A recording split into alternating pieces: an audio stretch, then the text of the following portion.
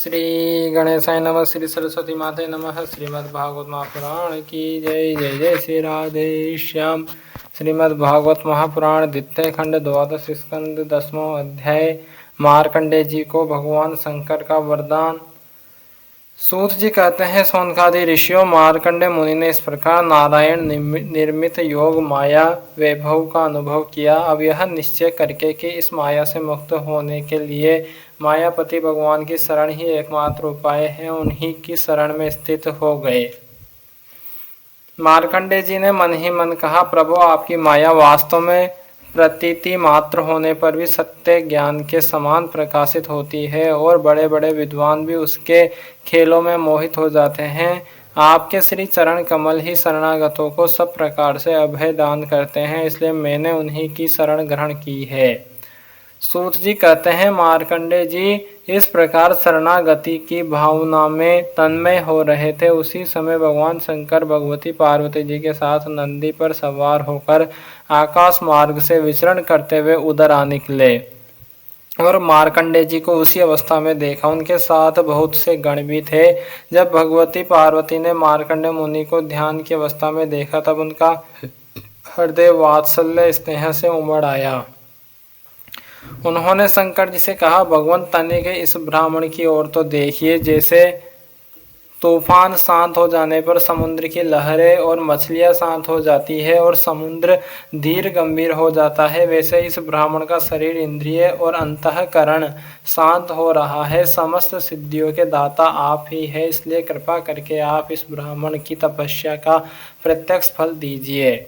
भगवान शंकर ने कहा, देवी, ये ब्रह्म ऋषि लोक अथवा परलोक की कोई भी वस्तु नहीं चाहते, और तो क्या इनके मन में कभी मोक्ष की भी आकांक्षा नहीं होती। इसका कारण यह है कि घट घटवासी अविनाशी भगवान के चरण कमलों में इन्हें परम भक्ति प्राप्त हो चुकी है। प्रिय, यद्यपि इन्हें हमारी कोई आवश्यकता नहीं है, फिर भी मैं इनके साथ बातचीत करूंगा, क्योंकि ये महात्मा पुरुष है।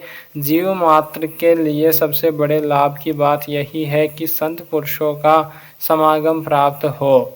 सूत जी कहते हैं, सोनक जी, भगवान शंकर समस्त विद्याओं के प्रवर्तक और सारे प्राणियों के हृदय में विराजमान अंतर्यामी प्रभु है। जगत के जितने भी संत हैं, उनके एकमात्र आश्रय और आदर्श भी वही है। भगवती पार्वती से इस प्रकार कहकर भगवान शंकर मार्कंडेय मुनि के पास गए। उस समय मार्कंडेय मुनि की समस्त मनोवृत्तियां भगवद भाव में तन्मय थी। उन्हें अपने शरीर और जगत का बिल्कुल पता न था, इसलिए उस समय वे यह भी न जान सके कि मेरे सामने सारे विश्व के आत्मा स्वयं भगवान गौरी शंकर पधारे हुए हैं। सोनक जी सर्वशक्तिमान भगवान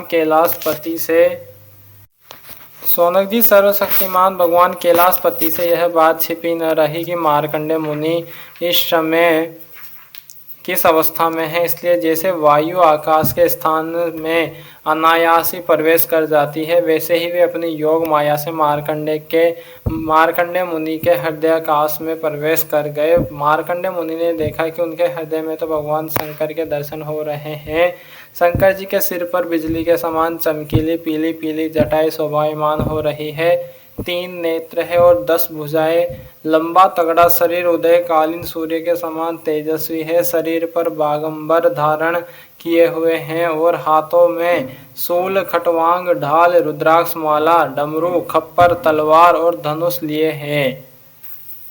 मार्कंडेय मुनि अपने हृदय में अकस्मात भगवान शंकर का यह रूप देखकर विस्मित हो गए। यह क्या है, कहाँ से आया? इस प्रकार की वृत्तियों का उदय हो जाने से उन्होंने अपनी समाधि खोल दी। जब उन्होंने आंखें खोली, तब देखा कि तीनों लोक के एकमात्र गुरु भगवान शंकर श्री पार्वती जी तथा अपने गणों के साथ पधारे हुए हैं।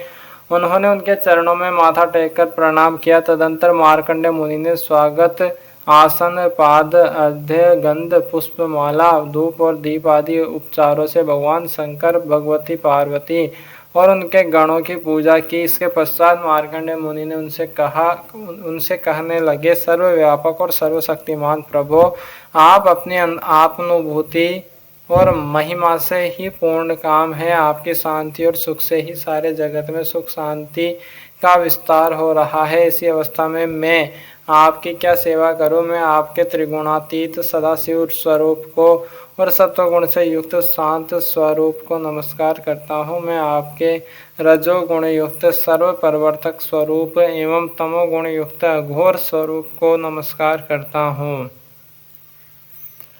सूत जी कहते हैं, सौनक जी, जब मार्कंडेय मुनि ने संतों के परम आश्रय देवादिदेव भगवान शंकर की इस प्रकार स्तुति की, तब वे उन पर अत्यंत संतुष्ट हुए और बड़े प्रसन्न चित्त से हंसते हुए कहने लगे। भगवान शंकर ने कहा, मार्कंडेय जी, ब्रह्मा, विष्णु तथा मैं, हम तीनों ही वरदाताओं के स्वामी हैं। हम लोगों का दर्शन कभी व्यर्थ नहीं जाता। हम लोगों से ही मरणशील मनुष्य भी अमृत तत्व की प्राप्ति कर लेता है। इसलिए तुम्हारी जो इच्छा हो वह वर मुझसे मांग लो। ब्राह्मण स्वभाव से ही परोपकारी, शांतचित्त एवं अनासक्त होते हैं। वे किसी के साथ भेदभाव नहीं रखते और समदर्शी होने पर भी प्राणियों का कष्ट देखकर उसके निवारण के लिए पूरे हृदय से जुट जाते हैं। उनकी सबसे बड़ी विशेषता तो यह होती है कि वे हमारे अनन्य प्रेमी एवं भक्त होते हैं। सारे लोक और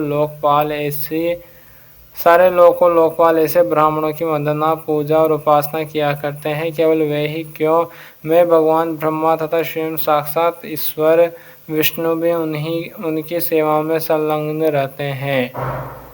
ऐसे शांत महापुरुष मुझ में, विष्णु भगवान में, ब्रह्मा अपने में और सब जीवों में अणु मात्र भी भेद नहीं देखते। सदा सर्वदा सर्वत्र और सर्वथा एक रस आत्मा का ही दर्शन करते हैं। इसलिए हम तुम्हारे जैसे महात्माओं की स्तुति और सेवा करते हैं। मार्कंडेय जी, केवल जलमय तीर्थ ही तीर्थ नहीं होते तथा केवल जड़ मूर्तियां ही देवता नहीं होती। सबसे बड़े तीर्थ और देवता तो तुम्हारे जैसे संत है, क्योंकि वे तीर्थ और देवता बहुत दिनों में पवित्र करते हैं, परंतु तुम लोग दर्शन मात्र से ही पवित्र कर देते हो। हम लोग तो ब्राह्मणों को ही नमस्कार करते हैं, क्योंकि वे चित्त की एकाग्रता, तपस्या, स्वाध्याय, धारणा, ध्यान और समाधि के द्वारा हमारे वेदमय शरीर को धारण करते हैं। मार्कंडेय जी, बड़े बड़े महापापी और अंत्यज भी तुम्हारे जैसे महापुरुषों के चरित्र श्रवण और दर्शन से ही शुद्ध हो जाते हैं। फिर वे तुम लोगों के संभाषण और सहवास आदि से शुद्ध हो जाए, इसमें तो कहना ही क्या है। सूत जी कहते हैं, सौनकादि ऋषियों, चंद्रभूषण भगवान शंकर की एक एक बात धर्म के गुप्ततम रहस्य से परिपूर्ण थी। उसके एक एक अक्षर में अमृत का समुद्र भरा हुआ था। मार्कंडेय मुनि अपने कानों के द्वारा पूरी तन्मयता के साथ उसका पान करते रहे, परंतु उन्हें तृप्ति न हुई। वे चिरकाल तक विष्णु भगवान की माया से भटक चुके थे और बहुत थके हुए भी थे। भगवान शिव की कल्याणी वाणी का अमृत पान करने से उनके सारे क्लेश नष्ट हो गए। उन्होंने भगवान शंकर से इस प्रकार कहा। मार्कंडेय जी ने कहा, सचमुच सर्वशक्तिमान भगवान की यह लीला सभी प्राणियों की समझ के परे है। भला देखो तो सही, ये सारे जगत के स्वामी होकर भी अपने अधीन रहने वाले मेरे जैसे जीवों की वंदना और स्तुति करते हैं। धर्म के प्रवचनकार प्रायः प्राणियों को धर्म का रहस्य और स्वरूप समझाने के लिए उसका आचरण और अनुमोदन करते हैं, तथा कोई धर्म का आचरण करता है तो उसकी प्रशंसा भी करते हैं। जैसे जादूगर अनेकों खेल दिखलाता है और उन खेलों से उसके प्रभाव में कोई अंतर नहीं पड़ता, वैसे ही आप अपनी स्वजन मोहिनी माया की वृत्तियों को स्वीकार करके किसी की वंदना, स्तुति आदि करते हैं तो केवल इस काम के द्वारा आपकी महिमा में कोई त्रुटि नहीं आती। आपने स्वप्न दृष्टा के समान अपने मन से ही संपूर्ण विश्व की सृष्टि की है और इसमें स्वयं प्रवेश करके कर्ता न होने पर भी कर्म करने वाले गुणों के द्वारा कर्ता के समान प्रतीत होते हैं। भगवान, आप त्रिगुण स्वरूप होने पर भी उनके परे उनकी आत्मा के रूप में स्थित है। आप ही समस्त ज्ञान के मूल केवल अद्वितीय ब्रह्म स्वरूप हैं। मैं आपको नमस्कार करता हूँ। अनंत आपके श्रेष्ठ दर्शन से बढ़कर ऐसी और कौन सी वस्तु है जिसे मैं वरदान के रूप में मांगूं। मनुष्य आपके दर्शन से ही पूर्ण काम और सत्य संकल्प हो जाता है। आप स्वयं तो पूर्ण है ही, अपने भक्तों की भी समस्त कामनाओं को पूर्ण करने वाले हैं। इसलिए मैं आपका दर्शन प्राप्त कर लेने पर भी एक वर और मांगता हूँ, वह यह कि भगवान में, उनके शरणागत भक्तों में और आप में मेरी अविचल भक्ति सदा सर्वदा बनी रहे। सूत जी कहते हैं, सौनक जी, जब मार्कंडेय मुनि ने सुमधुर वाणी से इस प्रकार भगवान शंकर की स्तुति और पूजा की, तब उन्होंने भगवती पार्वती की प्रसाद प्रेरणा से यह बात कही, महर्षि, तुम्हारी सारी कामनाएं पूर्ण हो, इंद्रियातीत परमात्मा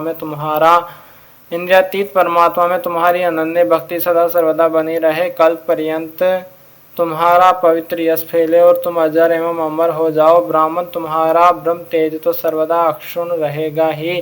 तुम्हें भूत भविष्य और वर्तमान के समस्त विषयों विशेष ज्ञानों का एक अधिष्ठान रूप ज्ञान और वैराग्य युक्त स्वरूप स्थिति की प्राप्ति हो जाए। तुम्हें पुराण का आचार्यत्व भी प्राप्त हो। सूत जी कहते हैं, सौनक जी, इस प्रकार त्रिलोचन भगवान शंकर मार्कंडेय मुनि को वर देकर भगवती पार्वती से मार्कंडेय मुनि की तपस्या और उनके प्रलय संबंधी अनुभवों का वर्णन करते हुए वहां से चले गए। भृगुवंश शिरोमणि मार्कंडेय मुनि को उनके महायोग का परम फल प्राप्त हो गया। वे भगवान के अनन्य प्रेमी हो गए।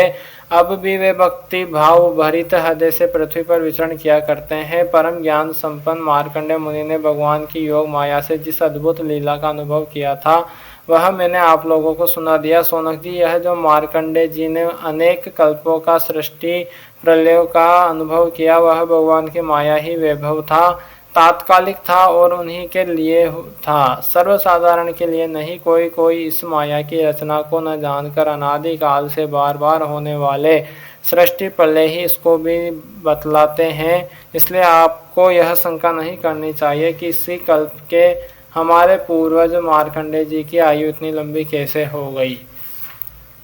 भृगुवंश शिरोमणि, मैंने आपको यह जो मार्कंडेय चरित्र सुनाया है, वह भगवान चक्रपाणि के प्रभाव है और महिमा से भरपूर है। जो इसका श्रवण एवं कीर्तन करते हैं, वे दोनों ही कर्म वासनाओं के कारण प्राप्त होने वाले आवागमन चक्कर से सर्वदा के लिए छूट जाते हैं। श्री सीताराम भगवान की जय, श्री राधे श्याम जी सरकार की जय, हनुमान जी महाराज की जय, उमापति महादेव भगवान की जय, श्री लाडली जी सरकार की जय, श्री वृंदावन बिहारी लाल की जय, श्री सदगुरुदेव भगवान की जय, अपने अपने माता पिता की जय, गौ माता की जय, सनातन धर्म की जय, भूदेव ब्राह्मण की जय, भूदेव संतन की जय, विरक्त ब्राह्मण की जय, विरक्त संतन की जय, सभी पितरन की जय, श्री विराट पुरुष भगवान की जय, श्री नारायण भगवान की जय, सब ब्रजवासियन की जय, सभी गोपियन की जय, सब ग्वालन की जय, भक्तों और भगवान की जय। श्री मार्कंडेय